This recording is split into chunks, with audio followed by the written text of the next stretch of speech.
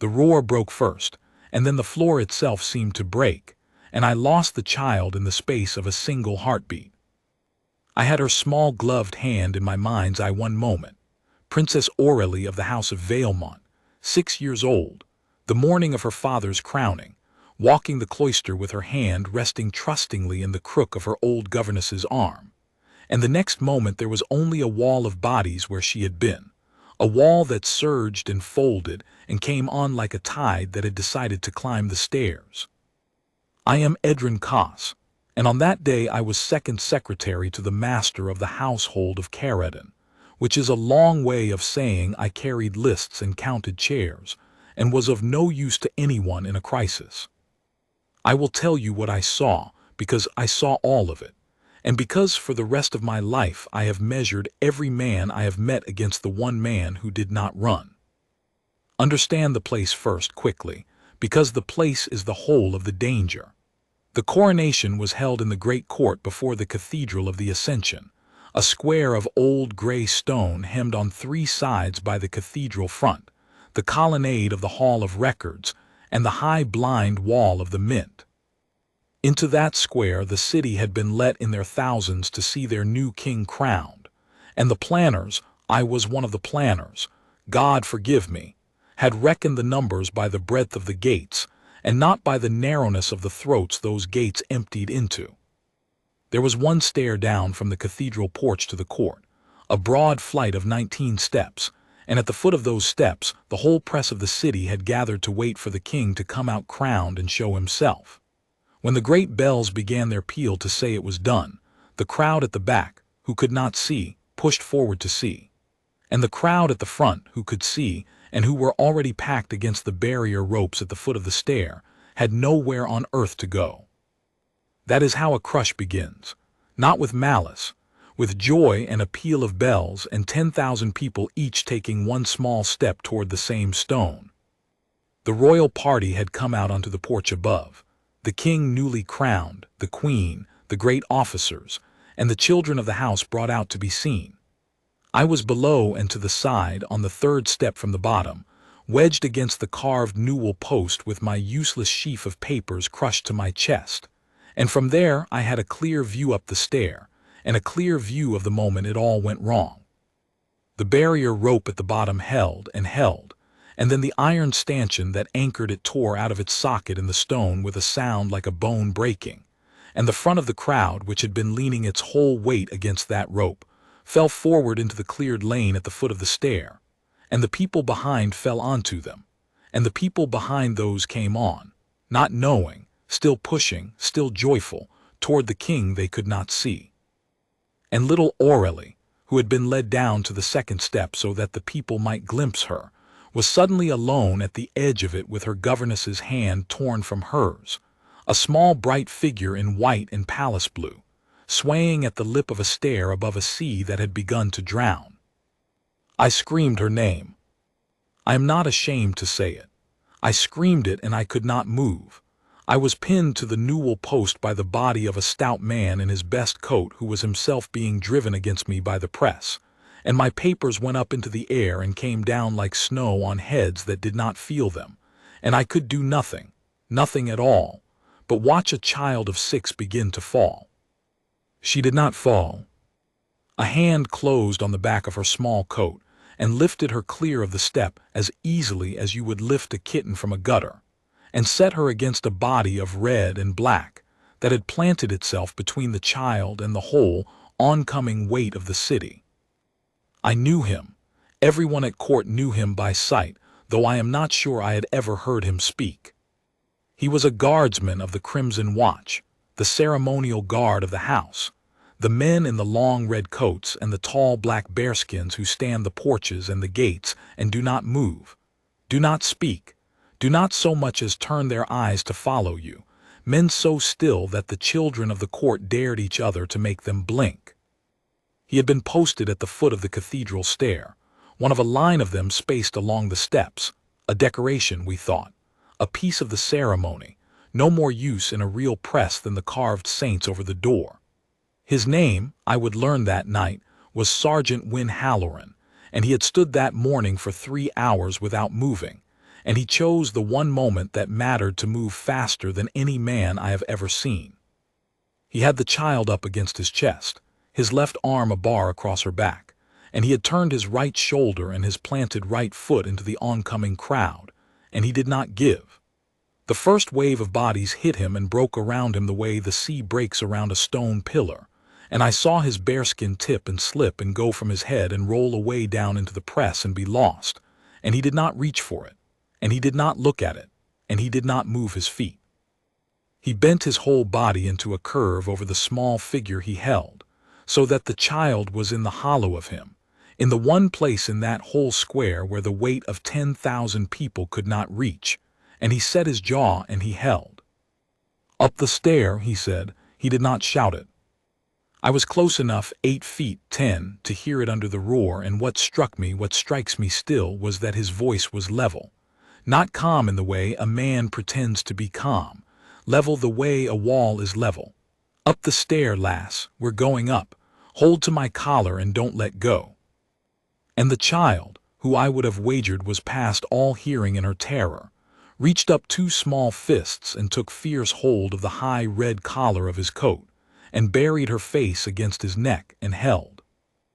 I tell you, I have read the accounts the heralds wrote of that day, the official ones, all wreaths and trumpets, and not one of them tells it true, and so I have set myself to tell it true here, while my hand can still hold a pen. What happened on that stair was not a thing of trumpets. It was a thing of one disciplined man, and the long, slow climb of 19 steps with a city trying to pull him down, and I watched every step of it, and I will give it to you whole, because the world should know exactly how the smallest crown in the crush came out of it alive. He turned, with the child against him, to face up the stair, and the worst of it had not even begun. To go up was the only way, and to go up was nearly impossible. The whole motion of the crowd was downward and forward, toward the king, away from the bells, into the cleared lane that was cleared no longer. A man trying to climb that stair was a man trying to walk up a river in flood. But the porch was above, and on the porch were the king's own household troops, the line regiments in their gray and steel who could pull a man and a child in over the rail to safety. And below was nothing but the sea, and the sea was where people were already going down and not coming up. I saw an old woman go down 2 steps from me, and I could not reach her, and the press carried me a yard sideways before I could draw the breath to cry out, and when I looked back, the place where she had been was only the moving backs of strangers. That is the thing no account tells you. A crush is not loud the way a battle is loud. It is the most terrible quiet in the world under all the noise, the quiet of people who have stopped being able to choose where their own feet go. Halloran chose. That was the whole of it. In a square where 10,000 people had lost the power to choose, one man kept it and spent it, step by step, on a child who was not his. He took the first step up with his right foot and drove his right shoulder forward as he did it, and a wedge of space opened ahead of him for half a second, and he filled it before it could close. He did not push people. I want to be exact, because I have heard it told as though he flung men aside like a hero in a tale, and that is a lie, and it cheapens what he did. He could not have flung anyone aside. There was no aside. What he did was harder, and I did not understand it until I had watched it for 10 steps. He turned his body edge-on to the press, and he timed the surge. The crowd in a crush does not push steadily. It pulses, a great breathing in and out, surge and slack, surge and slack. A panicking man fights the surge and is broken by it. Halloran rode the slack. When the weight came on, he set his feet and bent his curve over the child and became a stone and gave nothing. And in the half-breath of slack that followed every surge, he took 1 step up, and one only, and then he was a stone again before the next surge could find him off his feet. Surge, hold, slack, step, surge, hold, slack, step. I have seen men row a small boat off a lee shore in a gale, taking the seas one at a time, never trying to beat the sea, only refusing to be beaten by any single wave. It was like that. It was exactly like that. He was rowing a child up a stair through a storm of people, one wave at a time, and the discipline that the whole court had laughed at, the trick of standing for 3 hours without moving a muscle, was not a parlor trick at all. It was the very thing that was keeping 2 people alive. A man who cannot make himself be still cannot make himself be still when 1,000 people are trying to knock him down. Halloran had spent 20 years, I later learning to be still on purpose, and now he spent that stillness like coin, and it was worth more than every jewel in the crown they had just set on the king's head. A man near me, a big man, red-faced, well-dressed, mad with fear, got an arm free and clawed at the guardsman's shoulder, trying to climb him as you would climb a ladder, trying to use the one steady thing in the square to haul himself up out of the press. If he had got his grip, he would have pulled all 3 of them down. I saw Halloran feel the hand land. I saw him not turn, not look, not waste a 1/10 of a second on anger. He simply rolled his shoulder under the grip, the smallest movement, a shrug almost, and the clawing hand slid off him and the man went on past, carried by the crowd, and the child in the hollow of his body never even knew it had happened. "Eyes on me, lass," he said. His voice had not changed at all. "Tell me your name." I do not think he needed to know her name. I think he had understood God knows how in that chaos, but he had that the one thing that could finish a terrified child of 6 was not the crowd but her own terror, and that a child screaming and rigid is a child who cannot help you keep her alive, and a child who is answering a question is a child whose mind has something to hold to other than the falling. It was the same trick as the stillness, turned outward. Give her a post to stand. Give her one small thing to do. "Aurelie," she said into his neck, a thread of a voice, but she said it. "Aurelie," he took another step. Surge, hold, slack, step. That's a queen's name, that is. Did you know that? 3 queens of this house have been Aurelie. Strong women, everyone, you'd be the 4th. Step. Now I need a strong woman's help. Can you do a thing for me, Aurelie? A small nod against his throat. I saw it. When I say now, you make yourself as small as you can and you hold tight. And when I'm still, you can breathe easy, because when I'm still, nothing in this world is moving us. You understand? When I move, you hold. When I'm still, you rest. That's the whole of soldiering, lass, holding and resting. We'll soldier up these stairs together, you and I. And she said, I heard it. I will swear to it on anything you put before me, she said. Yes, Sergeant. 6 years old, in the middle of the worst day that Square had ever seen. Yes, Sergeant.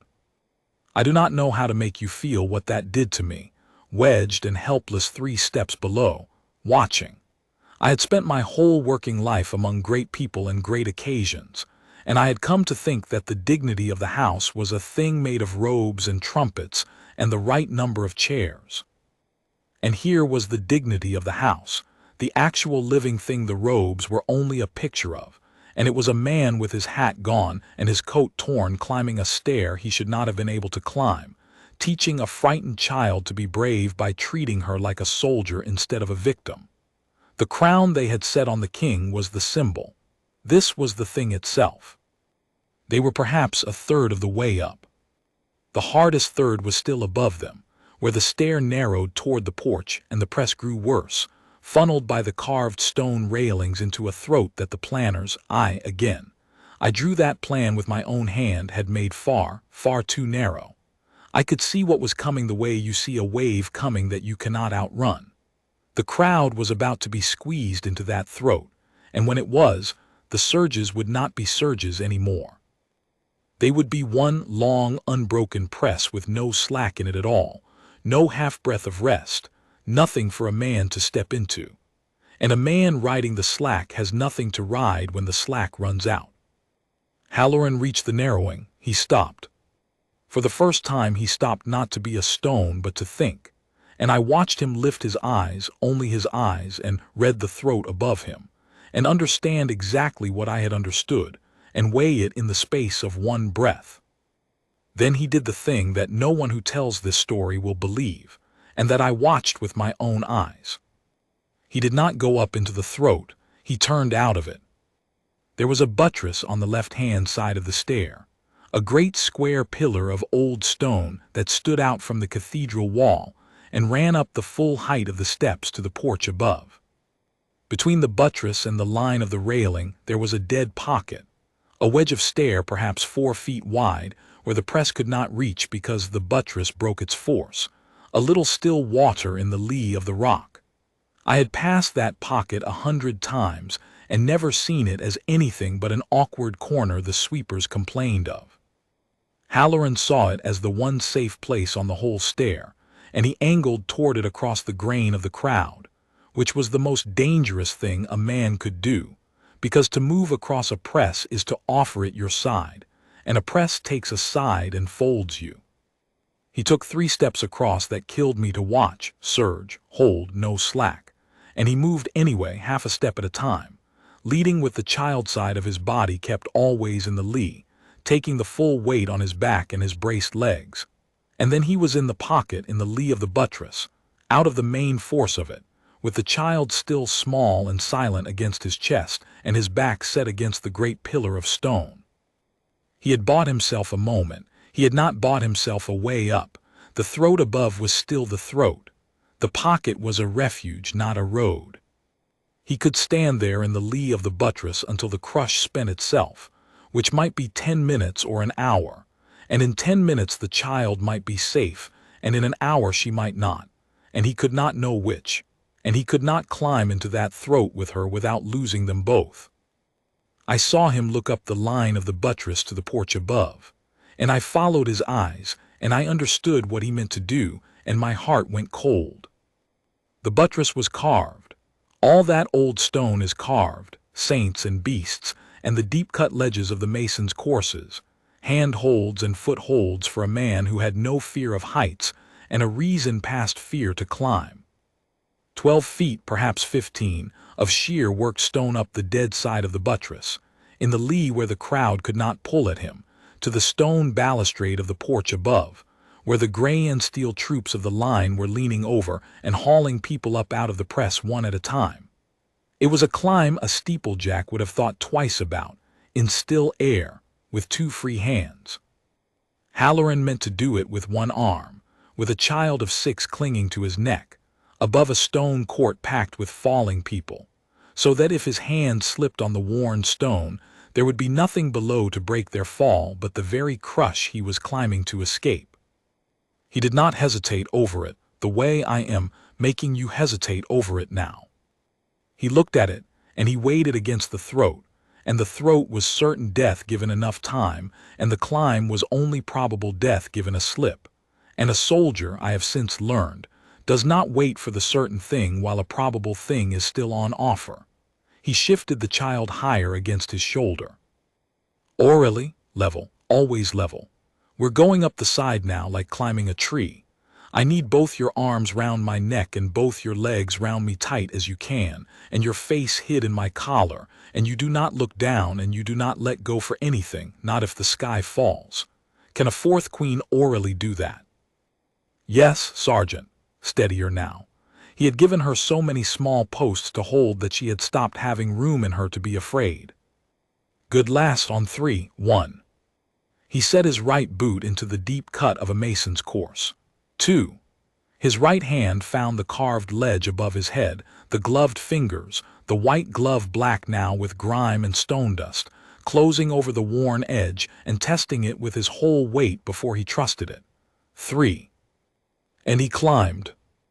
I cannot tell it slow enough to do it justice, and I will not tell it fast, so I will only tell you the truth of it, which is that it took a very long time and that every second of it was a year. He climbed the way he had taken the stair, never a wasted motion, never a reach he had not tested, never a moment when more than his planned weight was on a single hold. The arm that held the child never loosened by a hair. When a foothold crumbled, and one did, a rotten flake of old mortar that went out from under his boot and dropped into the crowd. His hands had already taken the weight before his foot was gone, and he hung for a heartbeat from his fingers 15 feet above the press with a child on his chest, and then found new stone with his boot and went on as though nothing had happened. I heard from somewhere in the crowd below a single high scream as the people directly beneath understood what was over them and what would happen if it fell, and I heard Halloran to the child in that same level voice that the whole climb had not changed. "Nearly there, lass. You're doing the soldier's whole work now. Holding. Just holding." There was a guardsman on the porch above, another of the Crimson Watch, a younger man who had broken his own post the moment the crush began and fought his way to the rail, and was lying flat on the stone balustrade with his arms down over the edge, hauling people up. I learned his name too, Lance Corporal Tomas Vale, 19 years old, 3 months in the watch. He saw Halloran coming up the buttress, and he understood in an instant what the older man could not do, which was let go with either hand to be pulled, and he did the only thing that could be done. He hooked his own boots through the carved stone of the balustrade, and he reached down with both arms as far as a man can reach and farther, his whole body out over the drop, anchored to the porch by nothing but his own jammed feet and the gray and steel troops who had flung themselves across his legs to hold him, and he waited.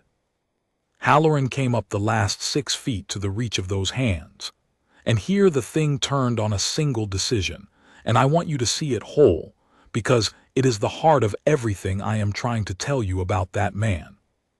He could not be pulled up and hold the child both. Vale's reaching hands could take one of them. And Halloran, 15 feet up a sheer face with his strength running out, I could see it running out now, see the tremor that had come into the arm that held the stone, did the only thing he had ever in his whole disciplined life been going to do. He lifted the child off his chest, breaking her grip on his collar with a gentleness that I do not have the words for, and held her up over his own head up into the reach of the boy hanging from the porch, and he said, "Take her. Take her first. Take her first." There was nothing first and second about it for him, and we both knew it, the boy on the porch and the man on the wall. To lift the child up over his head, he had to take his own weight onto one hand and the toes of one boot, and a man cannot climb on one hand, and a man whose strength has run out cannot even hold on one hand for long. The moment he gave up the child, he gave up the thing that had been keeping him going, and he gave up his second hand, and he made himself, for as long as it took to pass her up, a man hanging by failing fingers 15 feet over a killing fall, with nothing left to climb with and nothing left to be pulled up by. He did it anyway. He did not weigh it this time. Some decisions a man makes once, years before the day in the dark on his own, so that when the day comes there is no decision left to make. He had made that one a long time before. The child went first. Vale's hands closed on the little princess and drew her up and over the balustrade and into the safety of the porch, and a great cry went up from the troops there, and from the royal party, the king among them. I saw it later. I was not looking then. I was looking at the man on the wall, a cry of relief that the smallest crown of the house was safe. And the man who had carried her there hung from his fingers below the rail, and his strength gave out. I saw the hand slip, the grimed white glove on the worn stone, the fingers opening past the point where we could close them, 20 years of discipline against the plain arithmetic of a body that had nothing left. He had spent it all. He had spent every grain of it on the climb, and on holding the child still, and on holding himself level so that she would be level, and there was none left for himself, because he had never in the whole climb been keeping any back for himself. That was the kind of man he was. He had carried no reserve because he had never intended to need one. He began to fall. And Tomas Vale, 19 years old, 3 months in the Crimson Watch, did not let him. The boy had passed the child back into a dozen waiting hands the instant she was over the rail, and he had thrown himself flat again and gone down over the edge to the very limit of his anchored boots, farther than before, so far that 2 of the gray and steel men had to throw their full weight across his legs to keep him from going over entire. And as Halloran's hand left the stone, Vale's hand was already there, closing on the older man's wrist in the same instant. A grip that I am told dislocated 2 of the boy's fingers, and that the boy did not feel until the next morning. For one moment that I will see on my deathbed, The whole weight of Sergeant Wynne Halloran hung from the single grip of a boy bent backward over a stone rail, above a court full of falling people, and the boy held. He held the way the sergeant had taught him to hold, the way the whole watch is taught to hold, by a man like the sergeant or by the sergeant himself. I never did learn whether Halloran had trained that particular boy, but it does not matter, because every man of that watch was trained by the same iron, and the iron held. The gray and steel troops got their hands down and took fistfuls of the sergeant's torn red coat, and then his belt, and then his arms, and they hauled him bodily up over the balustrade and onto the stone of the porch. And he came over the rail and lay there on his back on the gray stone with his chest heaving and his ruined hands open at his sides and his bare head, the bearskin long gone, lost somewhere in the sea below, and for the first time that whole terrible morning. He was still because he could not be anything else. I do not know how I got up that stair. The crush was breaking by then. The troops had got the porch doors open and were drawing the press up and through and away, draining the throat from above, and the surge had gone out of the crowd as the bells finally stopped, and the people understood at last that something had gone wrong and that joy was not the order of the day. And I came up half-carried on the relief of it with 100 others, and I came out onto the porch, and the first thing I saw was the new king of Caradon, in his crown and his robes of state, on his knees on the cold stone, beside a guardsman of the Crimson Watch. The king was on his knees. I want that set down plainly, because not one of the official accounts records it, and it is the truest thing that happened that day. The crowned king of the house of Valemont was kneeling on the porch stone with no thought for his robes or his dignity, and the little princess, safe, whole, white-faced, her blue dress torn at the shoulder, had wriggled out of the arms that held her and crossed the porch on her own small feet and was kneeling too, on the other side of the fallen guardsman, with her two hands wrapped around one of his ruined ones. "Sergeant," she said. She had stopped crying. She said it the way he had taught her to say things level with a post to hold. "Sergeant, you have to get up now. A soldier rests when he's still," you said. "You're still. So you can rest." And when Halloran turned his bare head on the stone and looked at her, and something moved across that disciplined face that I had never thought to see on it, that none of us at court had ever once seen on the face of a man of the watch, and it was not the breaking of his composure, but the thing his composure had been built to protect all along. He got one elbow under himself. He would not lie there before a child who had been braver than the whole square. He sat himself up against the balustrade, slow, every muscle in him spent, and he looked at the small, fierce princess holding his broken hand, and he said, in a voice that for the first time was not quite level, "I, your highness. So I can." The crush had taken its toll on that square. I will not pretend it was a day without grief, because it was not, and we worked through the night and many nights after to set right what could be set right and to mourn what could not. But the thing the whole city carried away from that morning, the thing the heralds tried and failed to put into their wreaths and trumpets, was not the disaster. It was the climb. Half the square had seen it. A man in a torn red coat had taken a child up the dead side of a buttress with his bare hands and given her up to safety before he would save himself. And the city had watched it happen over their heads, and a city does not forget a thing like that. I have spent the years since trying to understand it, and I think I have finally got hold of the shape of it, and it is this. We had all of us, the whole court, made the same mistake about the Crimson Watch, and it was the same mistake the crowd made and the same mistake I made when I drew that stair too narrow. We had mistaken the stillness for the man. We saw the statue and we thought the discipline was a kind of decoration, a man trained to be a piece of furniture, to stand and not flinch so that we might feel grand walking past him. We dared our children to make him blink. We laughed, a little, at the solemnity of it. And the whole time, what that stillness was, what every hour of it was for, was this. It was a man teaching his body to obey his will so completely, so absolutely, that when the one moment came in 20 years that the obedience was needed, there would be no gap at all between the deciding and the doing. The crowd panicked because in the moment of terror their bodies stopped obeying them. Halloran did not panic because he had spent 20 years making certain that his body would obey him in exactly the moment when every instinct screamed at it to do otherwise. The discipline we had laughed at was not the absence of feeling.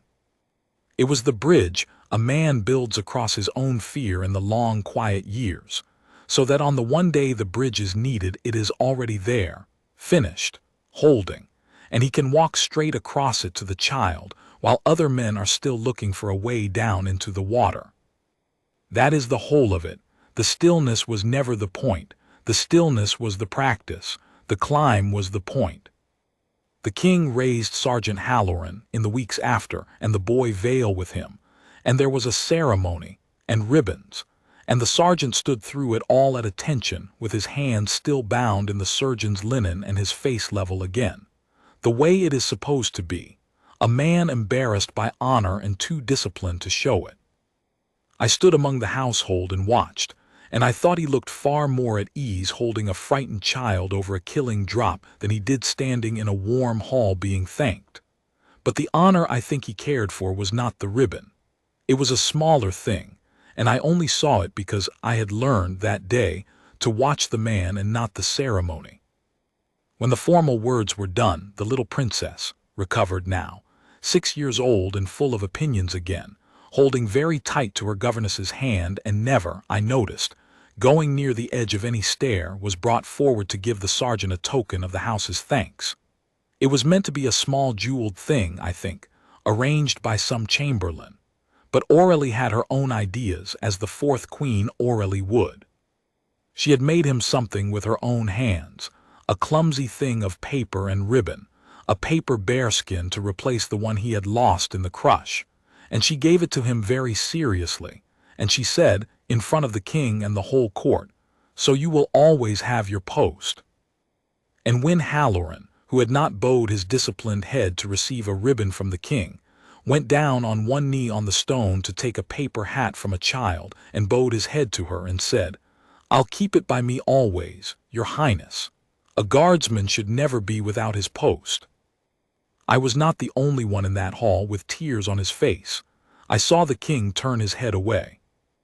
I made my own reckoning in the months that followed, and I will own it here, because a true account owes the truth about its teller. I had drawn that stair too narrow. I had counted the gates and not the throats. The disaster in the square was, in some measure, mine, and I have carried that, and I do not set it down to be forgiven for it.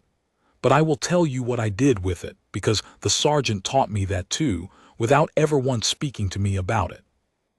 I went to the master of the household, and I asked to be put onto the work of the crowdways and the gates and the stairs of every great occasion of the house, and I have done that work for the rest of my life, and I have made it my single study to count the throats and not the gates, to find the dead pockets in the lee of every buttress and mark them, to set the barrier stanchions so deep in the stone that no weight of joy will ever tear one out again. I decided in the dark once what I would not let happen again, and then I have spent 30 years making sure the bridge was built before the day came that would need it. I learned that from a man who never knew he taught me. I learned it watching him climb. He served another 11 years on the watch, and then he was too stiff in the shoulders for the long standing, and he was let go to a quiet pension in the country, and the house saw to it that he wanted for nothing. The Princess Aurelie wrote to him every year of her life on the anniversary of her father's crowning, a letter she wrote with her own hand even after she was grown and great and busy with the weight of the house, and I am told that on the day he died there was a paper bearskin, much mended, kept on the shelf above his bed where a soldier keeps the things that matter, and a stack of letters beside it tied with palace blue ribbon, every one of them, kept whole, the whole of his life. I have stood by a great many of the house's occasions since that morning, and I have watched a great many men of the Crimson Watch stand there long still hours at the gates, and the porches while the crowds walk past, and the children dare each other to make them blink. And I do not laugh at the stillness any more. I look at each one of them now and I think, there is a bridge being built. I think, I do not know which of you will be needed, or when, or for whom, but one of you will someday, and on that day the whole of these patient years will be spent in a single climb, and a child none of you have met yet will live because of an hour you are standing right now in the cold. That looks to all the world like doing nothing at all. That is what the stillness is. That is what it was always for. And the smallest crown in the crush came home safe, carried up 19 steps and a sheer wall of stone in the arm of a man who had decided, long before the day, exactly what he would not let the day take from him. I saw it. I have told it true. Let the trumpets say what they like. This is the thing that happened, and the man's name was Win Halloran, and he held.